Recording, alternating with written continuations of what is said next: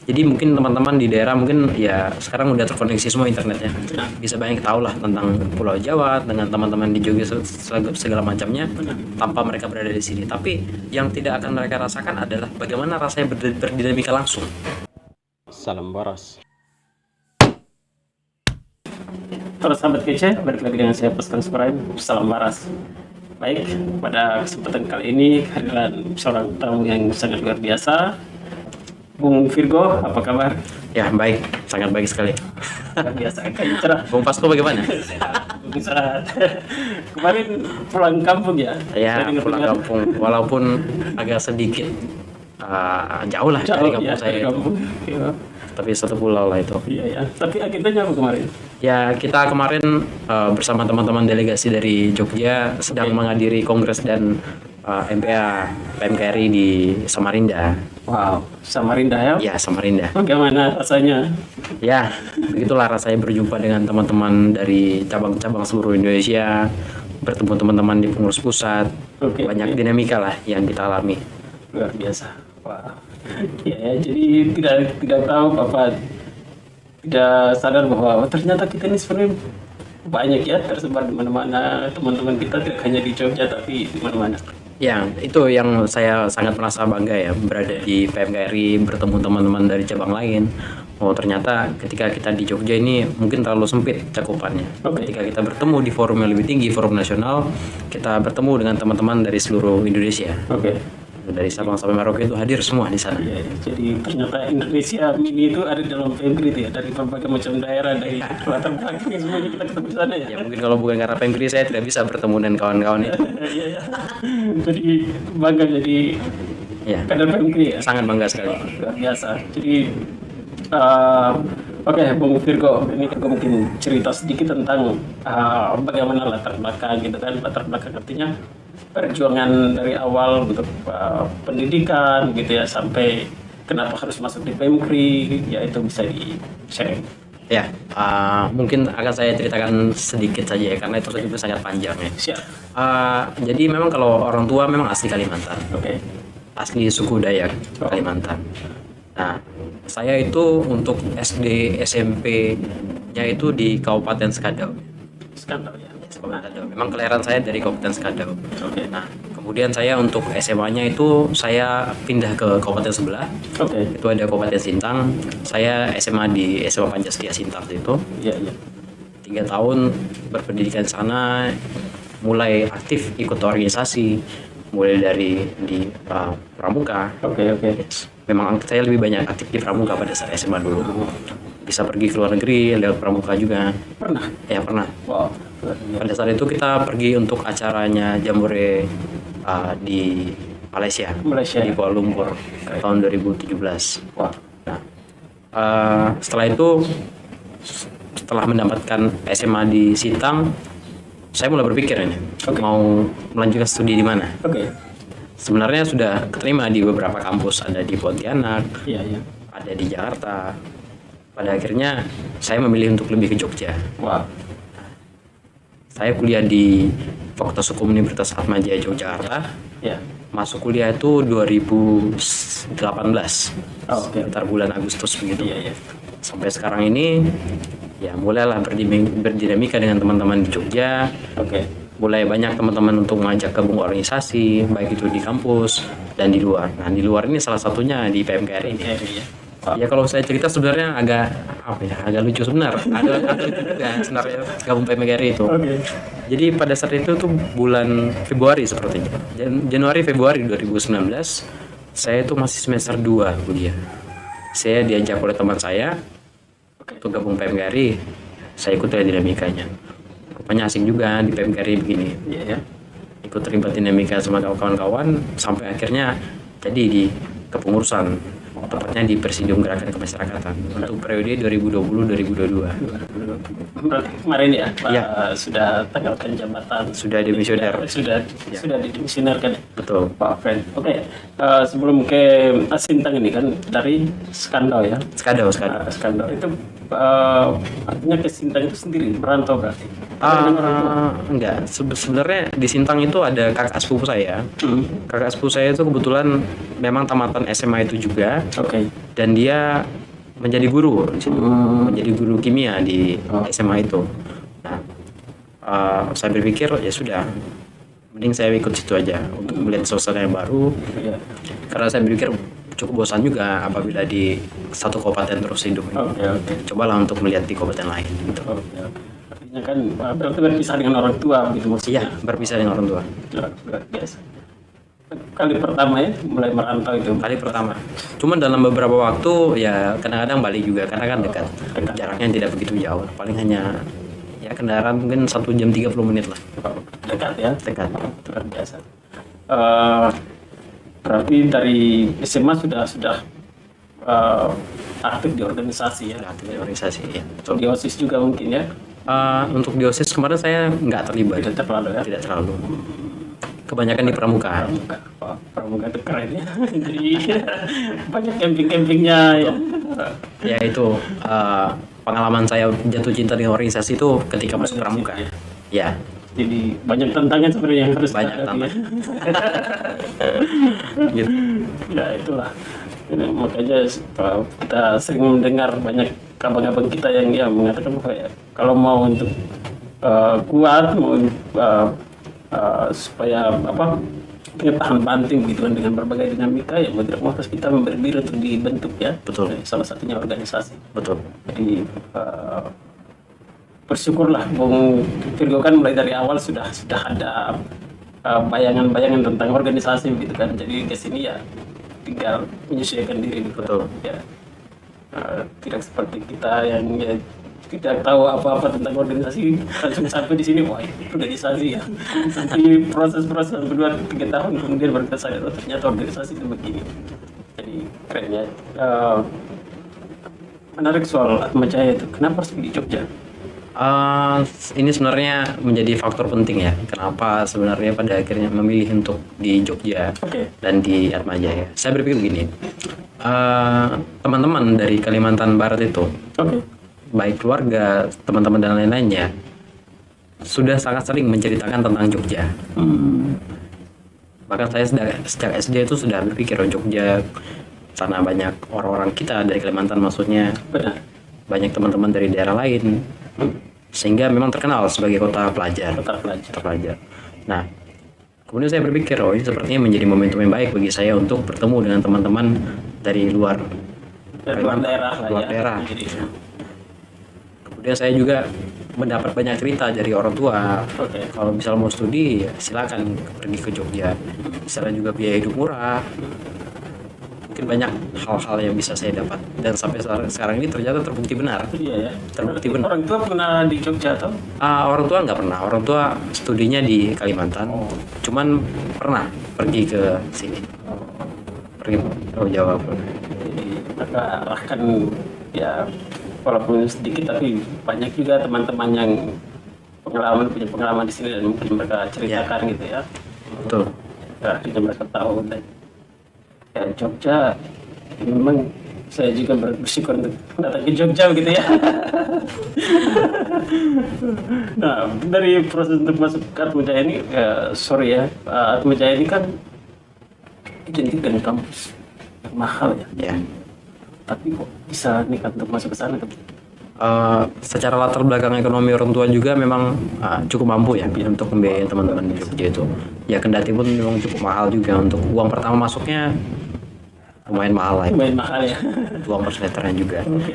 Tapi saya pikir itu bukan menjadi alasan lah untuk tidak begitu di Jogja. Pada akhirnya saya bisa juga untuk menyelesaikan kuliah. Sekarang sedang skripsi. Wah. Sebentar lagi saja. Gitu. Bulan depan sudah selesai. Wah, keren. Ya. Oke. Kan organisasi ya. Artinya kan organisasi kampus ada gitu kan. Organisasi daerah juga ada. Kenapa lebih memilih untuk organisasi di ekstra kampus ya macam kayak ini? Ya. Alasan saya begini. Saya berpikir ketika saya sudah keluar dari Kalimantan, ketika saya hidup di tanah orang, di Jogja, saya harus berani untuk mengambil hal yang lain daripada yang lain. Oke. Saya tidak mau terlalu berkecimpung dengan teman-teman yang sama. Jadi saya ingin coba berdinamika dengan teman-teman dari daerah lain di Jogja itu. Nah, dan organisasi yang bisa untuk menampung itu salah satunya adalah organisasi ekstra kampus. Oke. Dan terbukti sampai sekarang memang saya merasakan bagaimana rasanya bertemu teman-teman dari Papua, Sumatera, Sulawesi, kawan-kawan Jawa itu di organisasi ekstra kampus. Artinya memang saya sorry ya Bung, saya masuk di PMK juga saya banyak belajar gitu kan dengan Pak Bung Hendri, dengan Bang Galen, dengan teman-teman Kalimantan dan beberapa. Dan jadi artinya saya sedikit banyak tahu lah kita tentang latar belakang. Sebenarnya bukan berarti saya mengklaim atau apa, tapi sebenarnya dinamika kita saya lihat agak mirip gitu kan dengan saya dari Papua gitu kan. Artinya soal yang tadi soal konektivitas kita yang terbatas gitu kan. Jadi kita lebih cenderung berorganisasi, lebih memilih di organisasi daerah dibanding di organisasi ekstra gitu kan. Nah, ini yang menurut saya hal yang menarik gitu kan. Mungkin apa yang dirasakan Virgo tentang bedanya organisasi daerah dengan organisasi ekstra kampus untuk teman-teman yang lain. Ayolah kita artinya apa manfaat yang Virgo rasakan, bisa share ke teman-teman yang lain supaya Ya, mungkin bagi teman-teman yang dari daerah yang ingin melihat perspektif baru, langkah pentingnya kira berani untuk terjun ke organisasi luar daerah, entah itu ekstra kampus, entah di kampus segala macamnya. Alasan pertama adalah ketika kita gabung ke organisasi daerah, orang yang akan kita jumpai itu latar belakang kurang lebih sama dengan kita. Nah, jadi untuk berkembang berikutnya, untuk tahu hal-hal baru, saya pikir tidak cukup hanya berada di organisasi itu. Harus berani menyentuh di organisasi luar. Salah satunya organisasi yang disebutkan tadi di PMKRI. Nah, ketika kita sudah berada di organisasi itu, kita hadir dengan teman-teman yang berbeda latar belakang daerahnya dengan kita akan melihat perspektif baru dari mereka. Yang misalnya sederhana aja, untuk tahu Papua kan tidak cukup kita hanya melihat dari video baca segala macam, perlu juga untuk berdiskusi dengan teman-teman.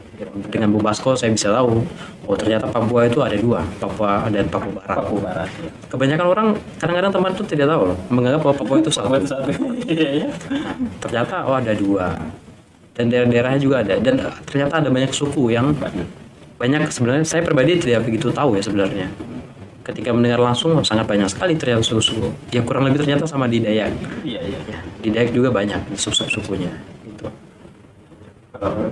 Ya apa ya, kalau kita lihat di Jawa ya, di Sumatera, saya pikir agak apa ya, kalau bicara soal suku ya sedikit sekali. Kalau di Papua ya sorry saja, tetangga kampus sih sudah beda bahasa itu. Masalahnya itu sama seperti di daerah saya. Di daerah saya tuh dusunnya di sini, nanti sebelahnya tuh bahasanya udah berbeda. Tapi kadang-kadang nyambung ngomongnya, bisa nyambung juga. Cuman mungkin dialeknya, logatnya udah mulai berbeda itu. Makanya kita tahu nih kalau orang dibicara begini, oh ini orang dari kampung ini. sama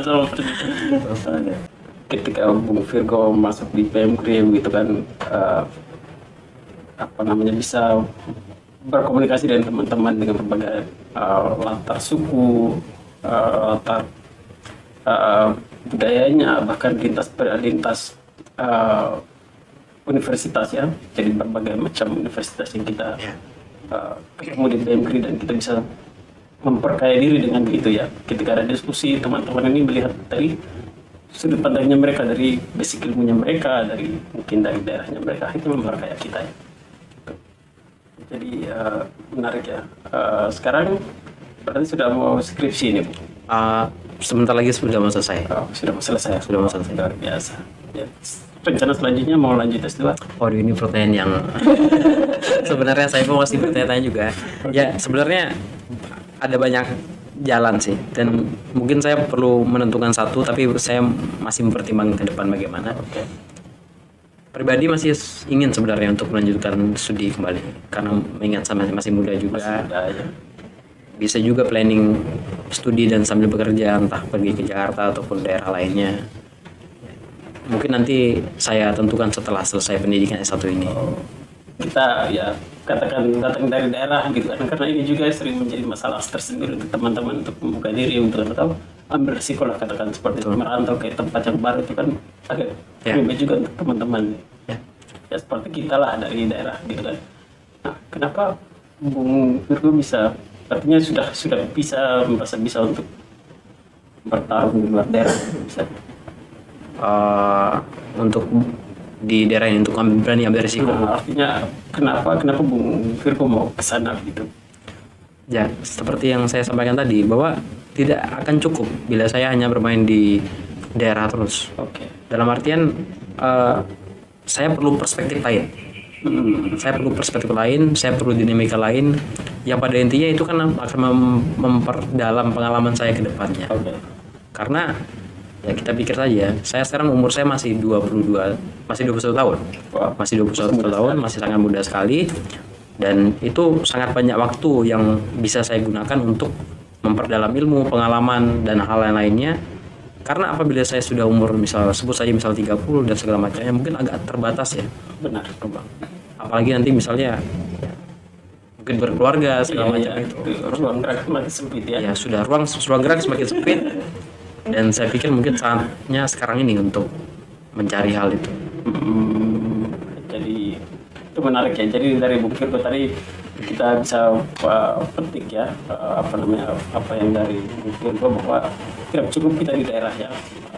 Saya selalu punya filosofi itu begini. Anakan pisang kalau kita pindahkan dari induknya pasti dia lebih subur, pasti tumbuhnya lebih mekar dibanding kalau dia masih di situ. Betul. Begitupun kita kalau kembali ke daerah banyak pesaing-pesaing kita dan banyak saya tidak tahu mungkin teman-teman saya kalau kita seandainya macam saya kalau pulang ke daerah yang ada dikucilkan terus Pak. Jadi tidak ada kita bisa berkembang gitu loh. Ya, saya berpikir begini Bung Basko. Saya di Jogja ini di tanah Jawa lah, banyak mendapatkan ide-ide baru, perspektif baru, hal-hal baik. Ini saya pikir sangat bagus jika saya bawa ke daerah. Jadi mungkin teman-teman di daerah mungkin ya sekarang udah terkoneksi semua internetnya, bisa banyak tahu lah tentang Pulau Jawa dengan teman-teman di Jogja segala macamnya tanpa mereka berada di sini. Tapi yang tidak akan mereka rasakan adalah bagaimana rasanya berdinamika langsung. Bagaimana begini ya rasanya makan di angkringan, berdiskusi dengan kawan-kawan segala macamnya. Ya, hari ini kita baca buku apa, malam ini diskusi apa, itu kan menambah suatu dinamika baru, perjumpaannya langsung. Benar. Perjumpaannya langsung. Nah, secara tidak langsung skill komunikasi kita, skill lobby kita mungkin itu sudah terasa di sana walaupun tidak kita sadari. Nah, hal-hal ini akan membantu kita ketika kita balik ke daerah. Bagaimana cara berkomunikasi dengan teman-teman, segala macam. Banyak ide-ide baru yang bisa dilakukan di daerah yang kita dapat di Pulau Jawa ini. Benar. Gitu. Menarik ya. Artinya kan ini kan dari Bung Virgo bilang ya masih muda lah gitu kan, bisa untuk cari pengalaman lagi, perkaya diri dengan pengalaman dan sekarang walaupun internet kita terkonek sampai sudah tidak dibatas lagi dengan ruang dan waktu ya. Nah, tapi menarik yang tadi saya sepakat yang tadi Bung Virgo sampaikan bahwa untuk pengalaman secara langsung itu belum tentu kita hanya bisa menonton, tapi untuk bagaimana merasakan itu kan tidak ada. Betul. Nah kalau kita secara langsung seperti ini kan kita saling tahu gitu ya.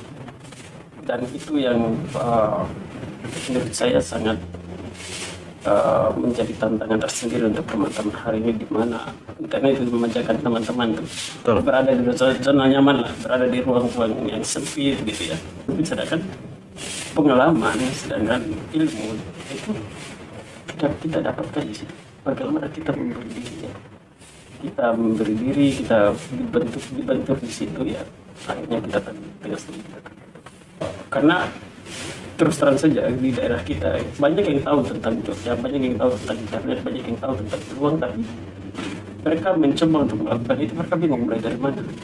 Ya, itu tadi ya, tidak semudah itu kita membaca buku lalu kita seharusnya seperti coba Anda jadi pelakunya, jadi aktornya. Betul. Kita bisa berdasarkan apa yang menjadi apa yang menjadi kegelisahan kita gitu ya. Betul. Menarik ini. Jadi ini mungkin kita kembali soal organisasi ini. Selama berdinamika di PMKRI, jadi presidium gerakan kemasyarakatan ya. Betul. Untuk bagaimana, apakah selama dinamika biasanya kita rasakan manis itu ketika setelah tanggalkan jabatan gitu kan, kita rasakan betul apa manfaat itu. Betul. Tapi sebelum merasakan itu, apakah waktu selama menjalankan dinamika, apakah ada hal-hal yang berkesan, mungkin ada konfliknya, ada dinamika yang dijalani? Betul. Saya yakin lah untuk di semua organisasi itu pasti ada suka dan dukanya. Pengalaman pahit segala macam yang pasti kita rasakan. Selama berdinamika di pengurus itu ya pasti kita ada masalah komunikasi, miss hal lain yang di luar dugaan kita segala macam pasti kita rasakan. Nah, untuk sukanya mungkin kita sangat banyak berdinamika ya dengan teman-teman di organisasi ekstra kampus lainnya, teman-teman di Cipayung. Kita rasakanlah konsolidasi dengan mereka pada saat itu untuk menyikapi isu-isu. Nah, terutama kemarin memang sangat banyak sekali ya momentum-momentum nasional yang membuat riuh ya, seperti Omnibus Law, RKUHP, segala macamnya itu. Jadi kita sangat banyak kemarin berjumpa dengan teman-teman aktivis juga untuk membicarakan isu nasional, bagaimana sikap kita sebagai organisasi, dan kita bergabung bersama teman-teman lain. Kita hadir di beberapa aksi di Kejayaan bersama teman-teman di Cipayung gitu. Nah, saya pikir untuk pengalaman lainnya itu setelah saya pikirkan sekarang ternyata mendewasakan. Ternyata mendewasakan. Ternyata bagaimana ribut dengan yang ini, ribut dengan yang ini. Ternyata itu semua ada hikmahnya juga. Ya, mungkin kalau saya menggunakan istilah teman-teman atau dari Romo Jesuit kan sering mengatakan finding God in all things. Menemukan Tuhan dalam segala hal. Saya pikir yang dulu saya benci, dulu saya ya marah segala macam dengan dinamika ini, ternyata banyak juga memberikan makna-makna bagi diri saya untuk pengalaman ke depan. Menarik. Jadi kata siapa? Jadi biasanya kata ya teman-teman yang sastrawan atau politis, mereka mengatakan bahwa pacar itu cantik gitu ya, sudah jadi mantan pacar gitu kan. Jadi